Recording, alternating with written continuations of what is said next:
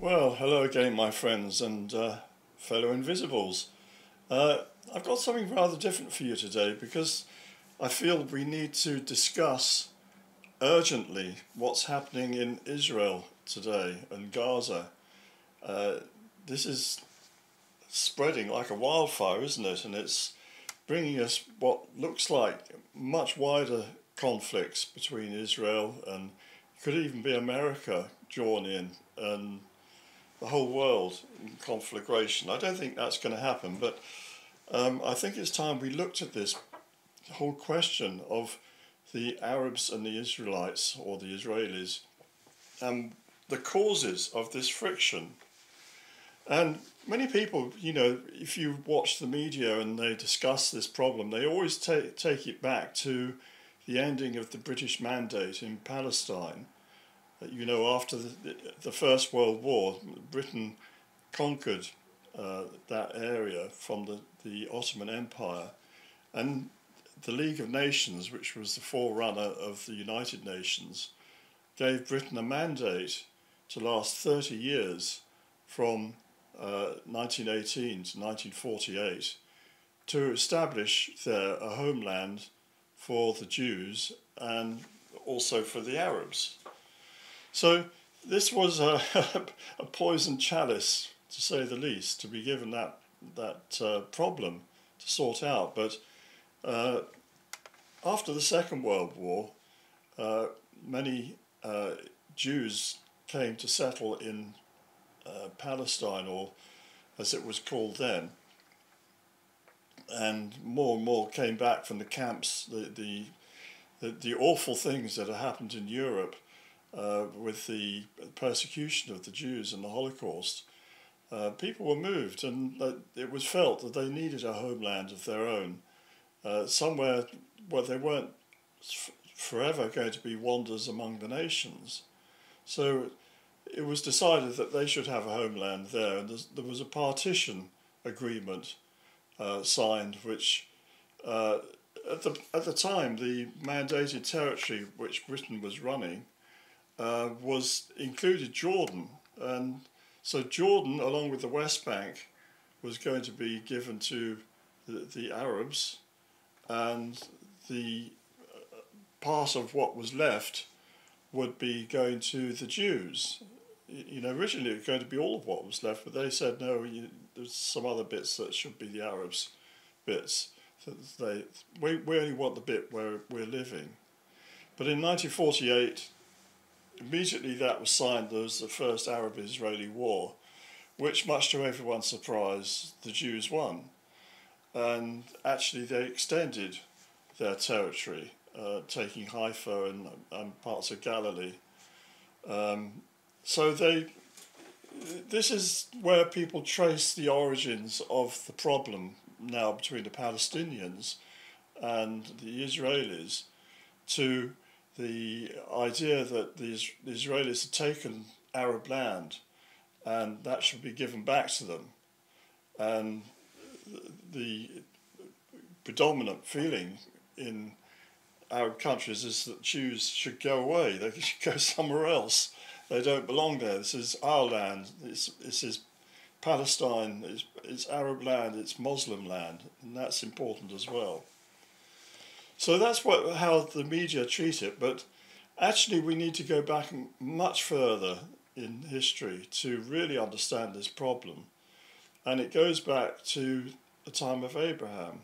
But before I go into that, I'm going to do this in two parts, by the way. I'm going to talk today about what's brought about this situation, and in another program, hopefully I'll do tomorrow, I'll talk about what I think might be a solution. Anyway, before we go into all of that, in 1973 I went to America for the first time, and this was around the time the Nixon stuff was going on, the Watergate inquiry and all the rest of it. And I went there to visit a family in Oregon. I'd met the daughter in Europe. We were sort of courting, if I put it that way. Nothing too serious, but she was keen that I should meet her family and meet her father, and And I thought, yeah, that might be a good move. So I went there, and her father was a really very special person.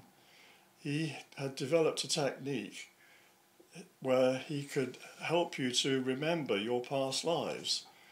And it was not exactly hypnosis. He would talk to you in a state, the eyes would start moving fast, which is what you get, rapid eye motion sleep, when you're dreaming. But I was awake when doing this, and I did see some things about my past lives, but more importantly, I had a series of visions, some of them to do with the end of the world, and another, which I'm going to talk about now, which was of a pyramid. And I saw this pyramid, like the Great Pyramid, and on top of it, the symbols for the three great Abrahamic religions, Judaism, Christianity, and Islam, conjoined together on top of the pyramid.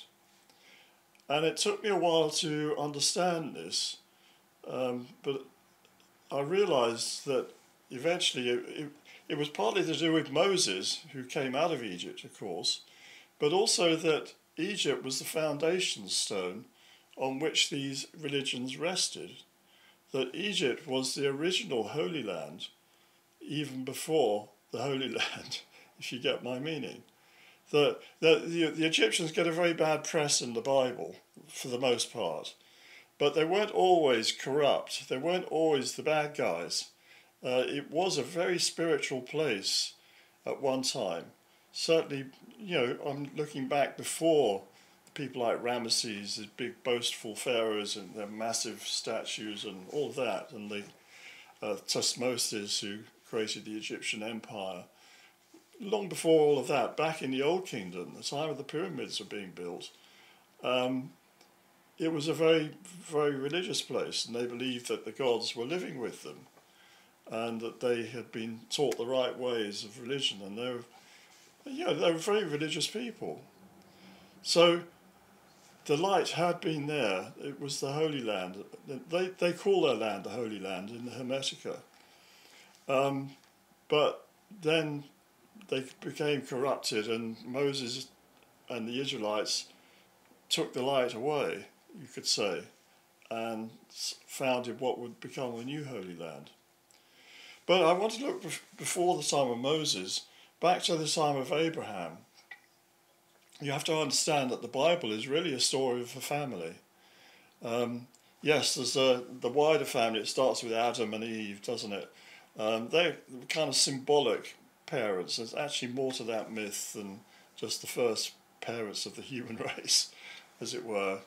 It really comes into focus, I think, when we get to, first of all, Enoch. And it doesn't say much about Enoch in the Bible. It just says he was a good guy and he was here, and then God took him, went straight to heaven. That's about all it says about him.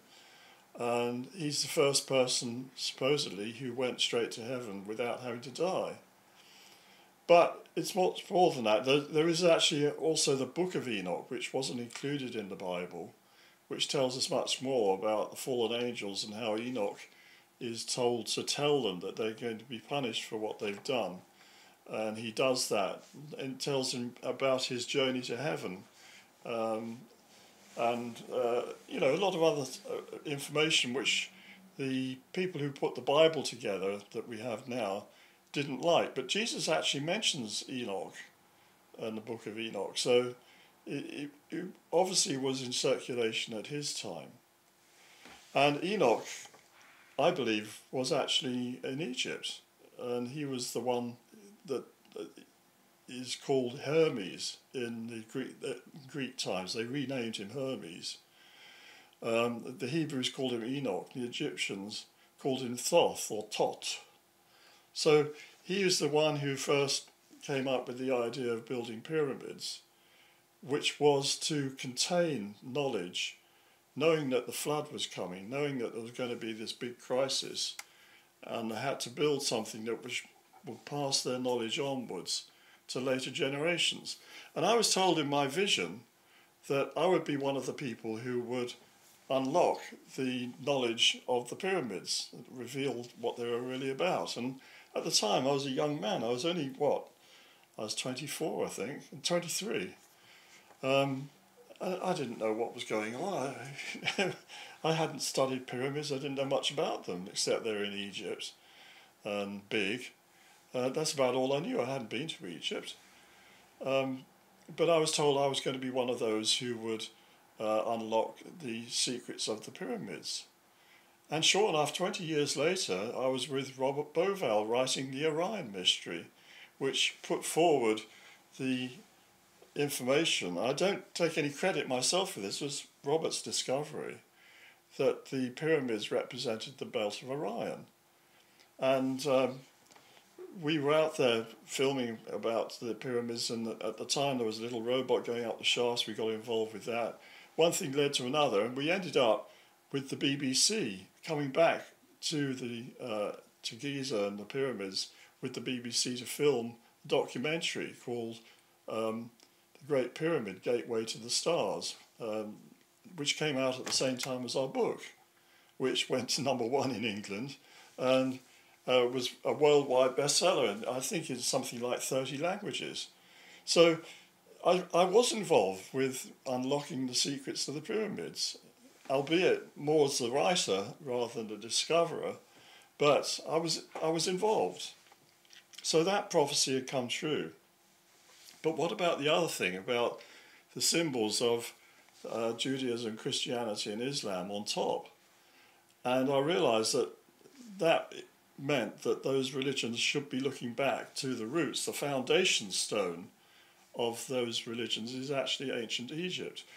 And ancient Egypt, and the real ancient Egypt, you could call the prequel to the Bible.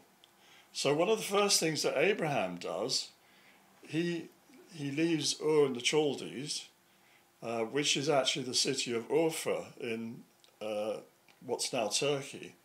That's Urchai. Ur means city, Chai, Chaldeans. City of the Chaldeans. And you talk to the local Arab people there, they know that that's where Abraham was born. There's a cave, the cave of Abraham, and so on. So he went from there to Haran, which is about 40 miles or 40 kilometers down the road. Now, it's still actually in Turkey, very close to the Syrian border. And that's where his father settled and his brothers. And he went on then from Abraham, went on to what is now Israel. Anyway, that's where the Abraham story begins. But there was a famine there in Israel, so they went on to Egypt, he and his wife.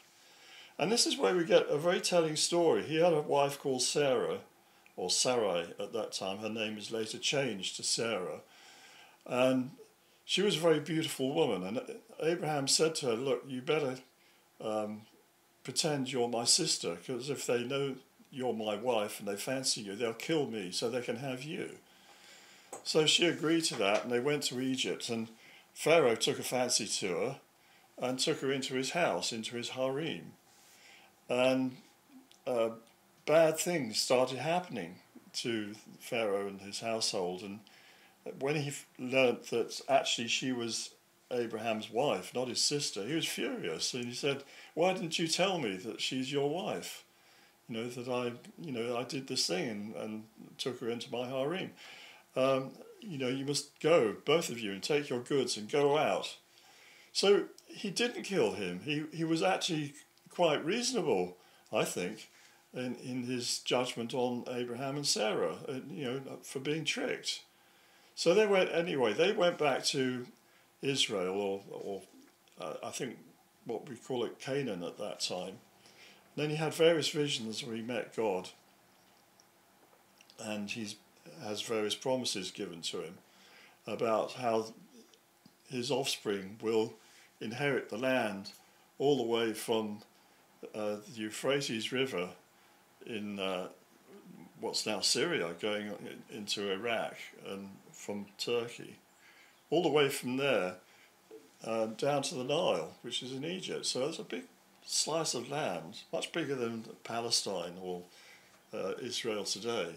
And that's a cause of contention, you know, with the Arabs, because they say, oh, yeah, the Israelis, the Israeli flag, you know, has a 6-pointed star on it and 2 blue lines. And they say those 2 blue lines are meant to represent the Tigris, the Euphrates and the Nile. They have ambitions to conquer all our land. We must get rid of them now before they can cause any more problems. So that's one of the difficulties that arise. But there was much more to it than even that. And that is that when they're back in well, I'm going to call it Palestine for the sake of argument. Abraham settles in a place called Beersheba, which is in the south, in the Negev desert in Egypt, in Israel. And his wife is now, he's old and his wife is old. He was 75 when he left Ur of the Chaldees. So he's now getting on in years, and his wife is saying, look, you know, we need children. You know, you must have a child to inherit. I'm too old, but I've got a servant girl. You can go into her and make her pregnant and have a son. So Abraham agrees, and then her servant is an Egyptian called Hagar. And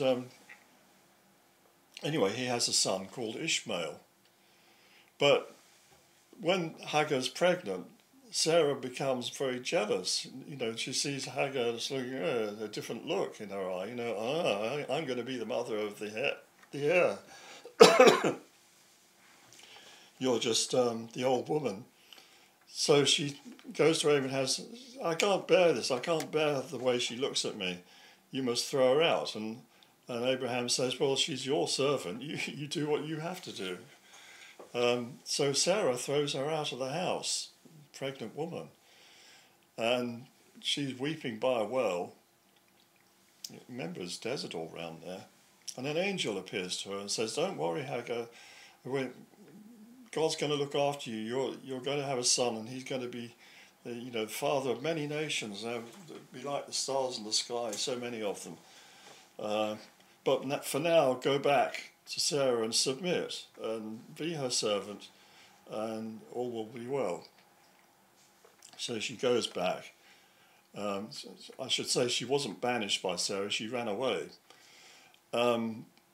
So she goes back, she's taken back into the household, and she has this child, Ishmael.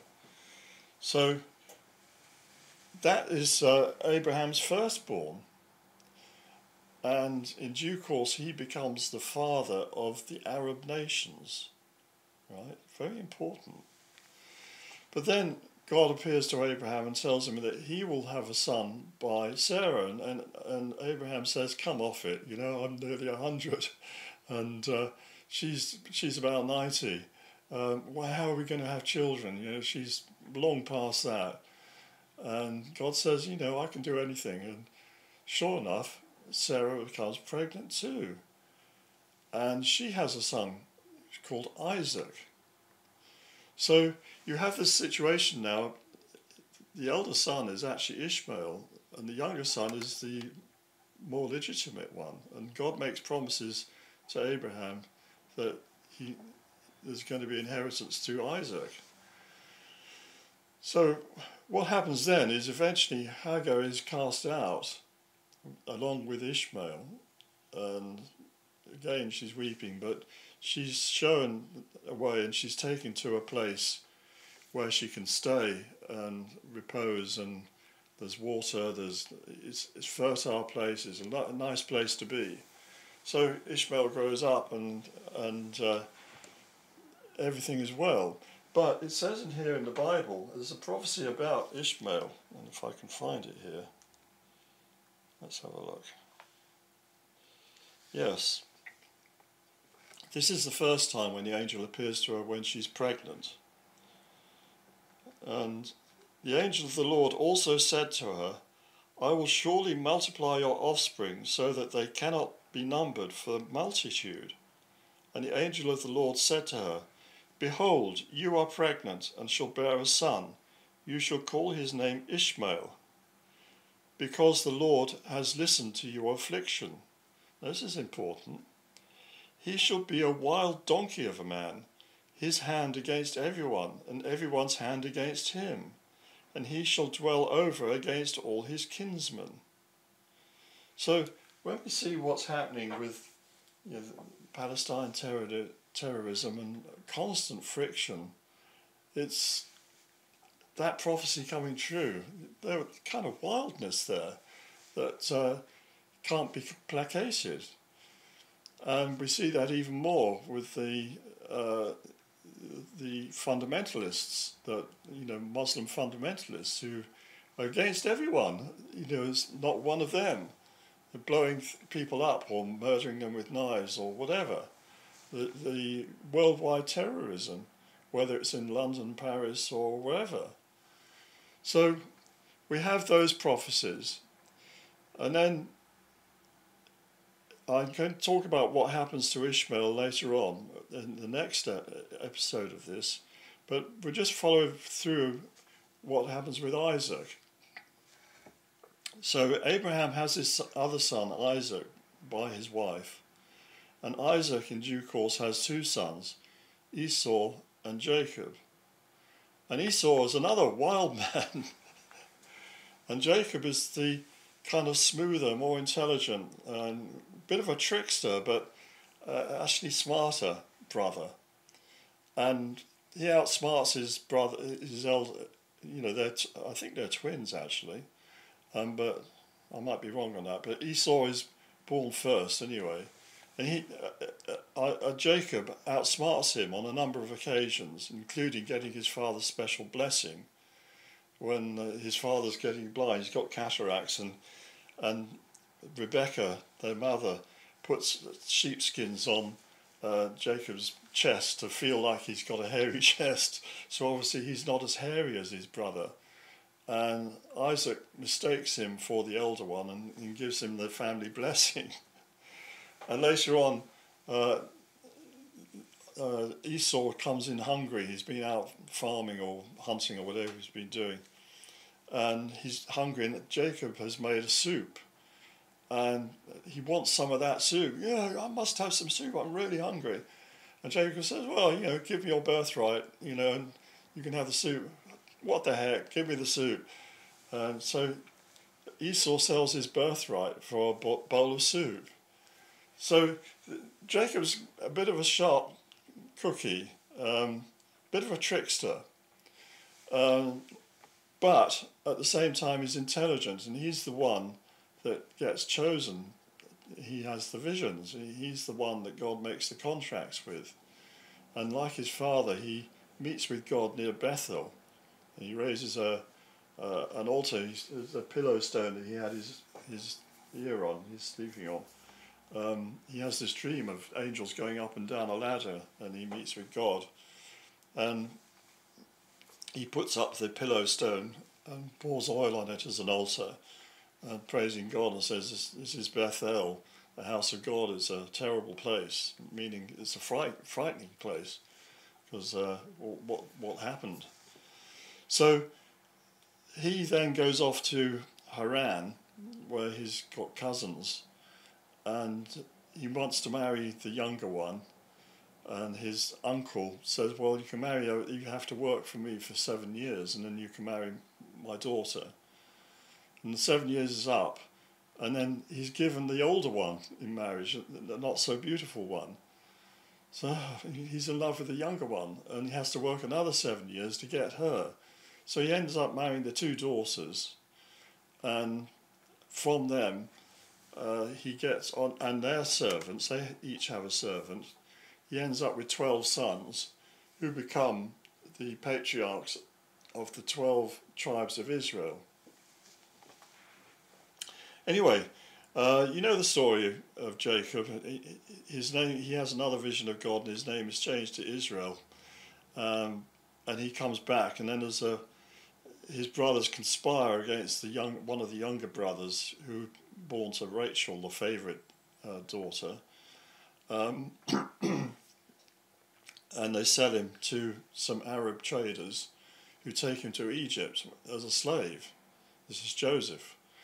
But Joseph is a tremendous visionary and interpreter of dreams, and he's a very nice guy. Everyone loves him, and he ends up interpreting the dreams of his jailer, and he interprets Pharaoh's dream about 7 lean years and 7 fat years, and tells the Egyptians they must build granaries to store the grain during the fat years so they'll have the grain for the lean years, which they do, and he saves the nation, and the Pharaoh makes him second in command only to him, so he becomes the vizier of Egypt, and his family come looking to buy grain because there's famine in Canaan as well, and he recognises them and they don't recognise him at first, and he treats them very well, and anyway, in the end they reconcile. He says that, don't worry about it, it was all meant to happen, it was God's plan, I'm all right, and he looks after them, and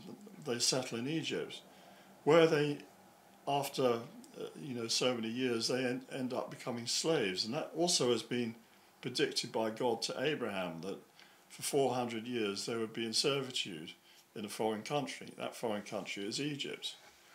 But during that time, they obviously imbue a lot of knowledge from the Egyptians, and particularly Moses, who is brought up in Egypt, in the Pharaoh's court, adopted by one of his daughters.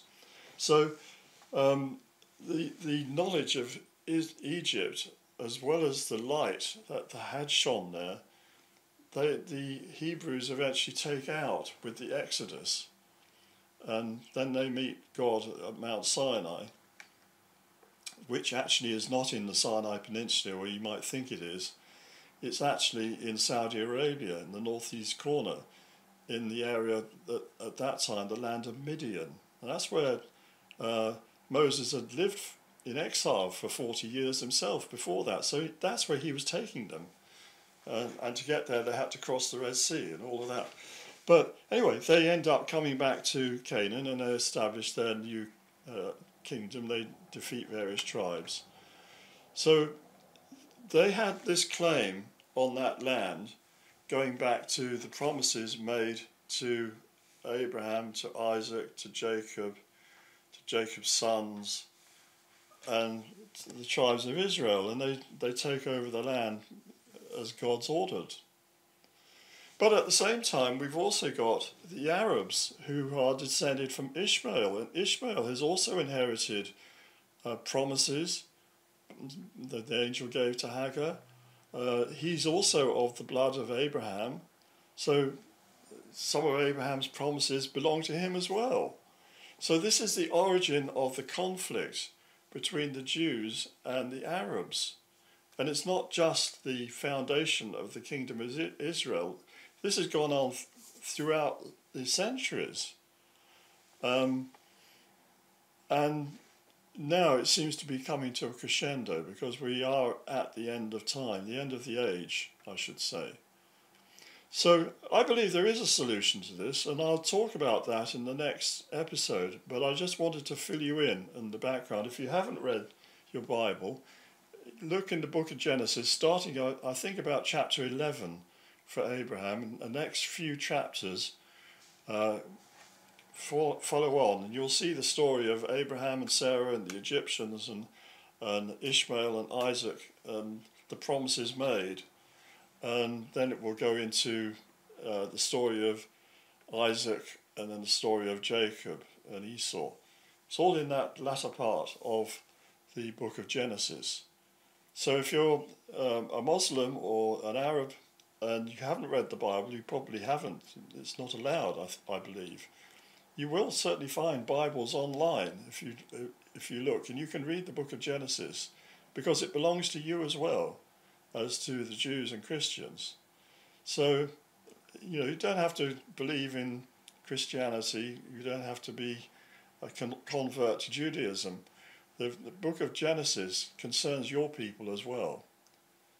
So I'm going to leave it there, and thank you very much for your time, and we'll come back to this hopefully tomorrow.